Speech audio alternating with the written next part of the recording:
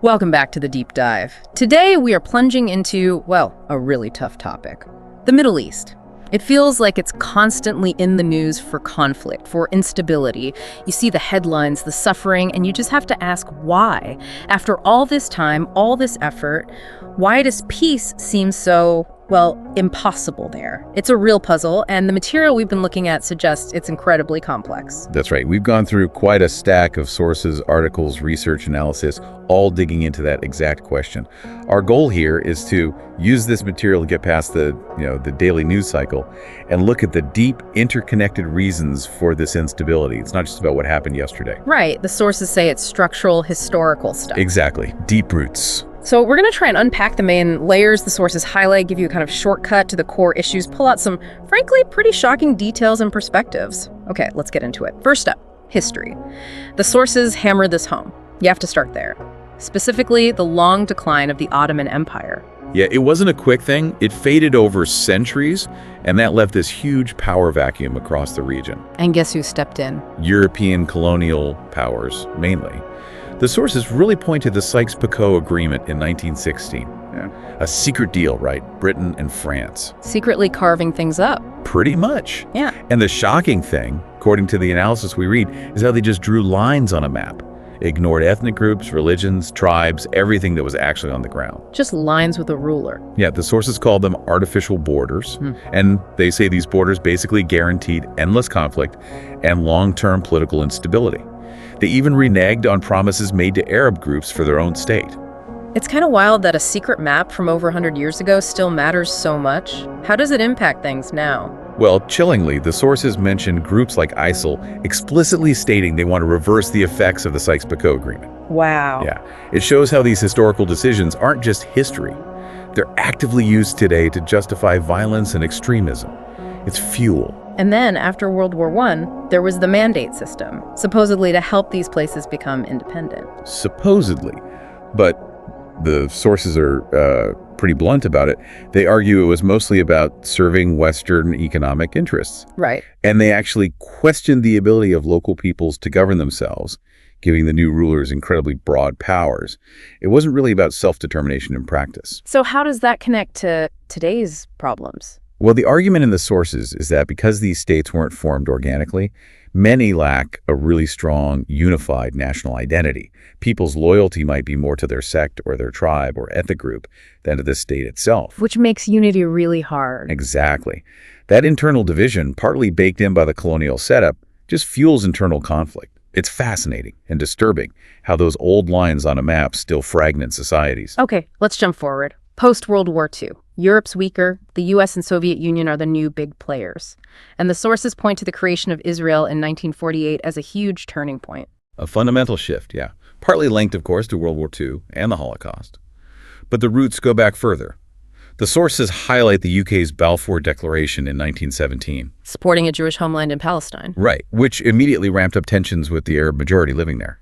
Then you had the UN partition plan in 47, rejected by Arab nations, leading straight into war when Israel declared independence in 48. And that war led to the Nakba, the displacement of, 750,000 Palestinians? Around that number, yes. A huge event. And then the 1967 Six-Day War is another major point in the sources.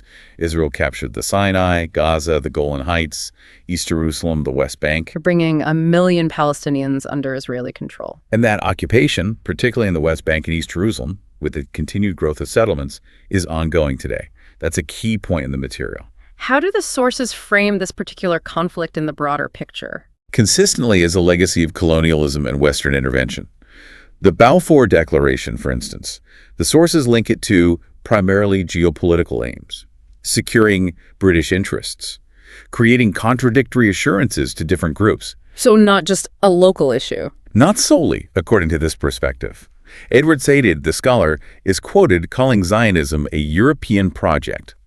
It suggests external powers played a massive role in shaping this conflict from the start, for their own reasons. Which does make you ask, how much is internal versus, historically manipulated from outside? Okay, building on that history. Let's talk about current politics, another huge driver of instability, according to everything we read. Authoritarianism comes up a lot. It does. Many regimes are described as suppressing dissent, stifling opposition.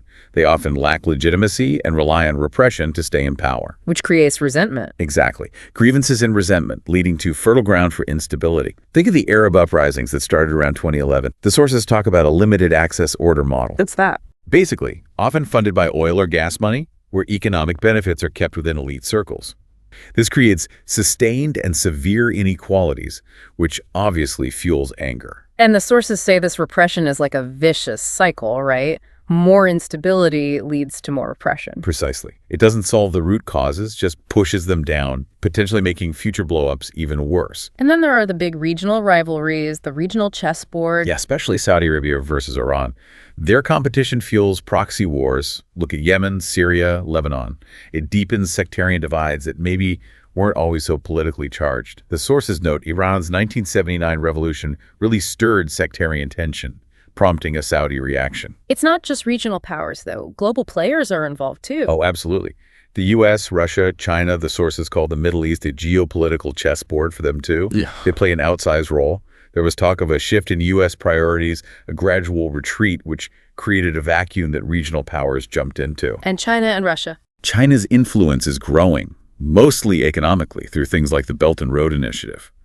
Russia significantly boosted its presence, especially after intervening in Syria. And the crucial point the sources make is that this external interference isn't separate from internal problems. It actively transforms them. It can turn internal sectarian differences into full-blown proxy wars. Making fragile states even weaker. Exactly. Contributing to failed states like we've seen in Iraq, Syria, Libya. Power vacuums open up, militias and extremist groups take over, and stability becomes even harder to achieve. Let's dig into those social and religious divides. Sunni-Shia is the big one. Obviously ancient history there. Yes, going back centuries to succession debates after the Prophet Muhammad. Yeah.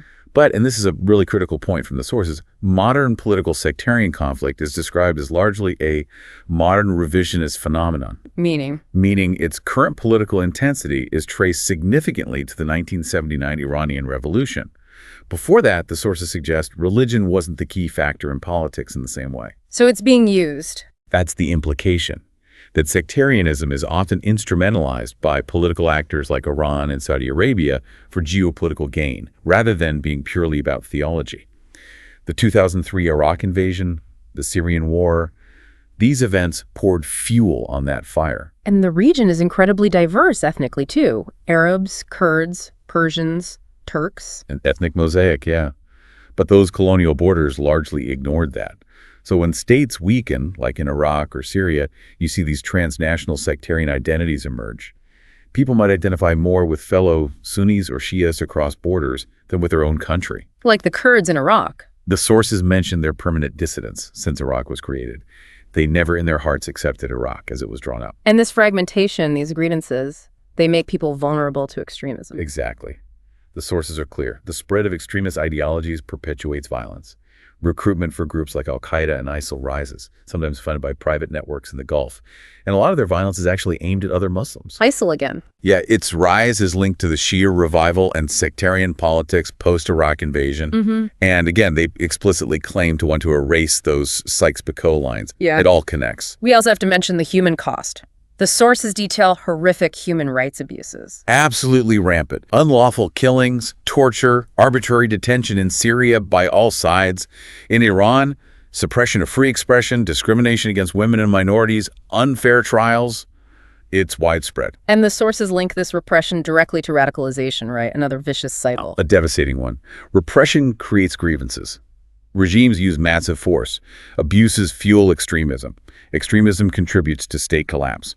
Focusing only on security without addressing the human rights and political issues is completely counterproductive according to the analysis. It just feeds the fire. Okay, let's shift to economics. Often overlooked, but the sources say it's crucial. Huge oil and gas wealth, right? Massive reserves. Over half the world's proven crude oil, 40% of natural gas. But this leads to the oil paradox or resource curse. Meaning wealth causes problems. In some ways, yeah. It brings huge money to places like Qatar or the UAE, but relying so heavily on oil makes economies super vulnerable.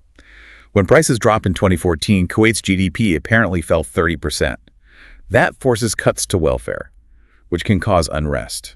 And there's huge inequality between countries, too. Vast inequality. Yeah. Oil-rich states versus resource backers.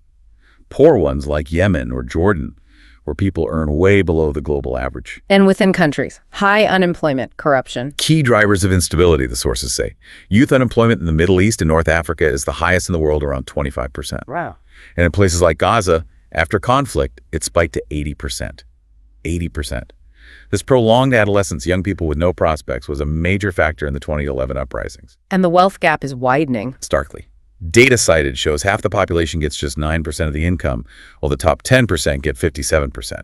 And poverty has actually increased in the region recently. It's the only region where poverty by the $3.65 a day measure rose significantly between 2010 and 2023. So you have this large, young, unemployed population. A demographic burden, the sources call it, and tragically it makes them vulnerable to recruitment by extremist groups offering purpose or just money. And the economic cost of war itself is staggering. Catastrophic. The sources report Gaza's GDP plummeted 86% in early 2024. The West Bank's down 23%. Almost 90% of businesses in Gaza damaged or destroyed. Inflation over 300%, food prices over 440%. Unbelievable numbers. Sanctions on Iran cost billions, hitting ordinary people hard. War destroys infrastructure, education, hope. It costs entire generations, as one source put it. And add environmental stress to that mix, water scarcity. A huge growing crisis. Mindanao faces unprecedented water scarcity, projected to fall below the absolute water scarcity threshold by 2030. 83% of people face extremely high water stress. Climate change makes it worse. Definitely. And much of the water crosses borders, making cooperation really hard. Water shortages have already sparked protests in places like Iran. It's becoming a conflict multiplier. And amidst all this, massive military spending. Huge amounts. $243 billion total in 2024, up 15% from 2023. Israel's spending shot up 65% to $46.5 billion. That's 8.8% of their GDP, second highest globally. Saudi Arabia spent over $80 billion. Resources pouring into defense and conflict, not development or peace. Which brings us back, maybe inevitably, to the Israeli-Palestinian conflict. The sources consistently say it's at the heart of much of the Middle East's instability. Not the only cause, but core issue. Right. It intersects with everything else. It's fundamentally about contested land. The 1967 occupation continues. Sources mention around 700,000 Jewish settlers in the West Bank and East Jerusalem. Considered illegal internationally? Widely? Yes, so Israel disputes that. But the sources argue settlement growth seriously exacerbated frictions, fragments Palestinian land, and makes a viable Palestinian state incredibly difficult. Holy sites in Jerusalem are constant flashpoints. Gaza has been under blockade since 2007. What about peace efforts? The sources mention the roadmap to peace. Yeah, early 2000s. Aimed for 2 states, saw limited progress. The analysis blames failures on both sides. Palestinian inability to stop extremism, but critically ongoing Israeli settlement expansion. So settlements undermine peace talks directly. That's the argument. Economic approaches also failed because they didn't tackle the core political issues: borders, refugees, sovereignty. And they lacked real commitment from both sides and the world. And this is where the sources present some really stark, conflicting viewpoints. The quotes are powerful. They really are. Edward Said, back in 1999, apparently called the 2-state solution unworkable because of settlements.